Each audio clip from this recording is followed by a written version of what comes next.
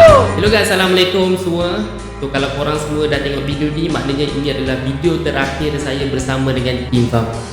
So first of all, saya nak berterima kasih kepada semua bos saya, which is kita ada bos Hanan, bos Zarif, bos Din, bos Wan. Terima kasih sebab bagi peluang bersama dengan tim Fahmos.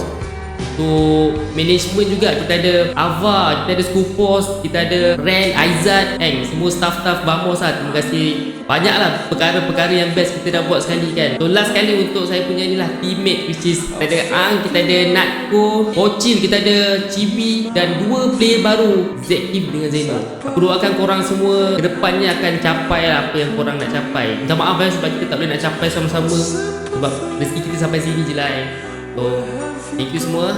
Assalamualaikum. Jangan lupa support Fahmos dan saya juga, okay? Bye.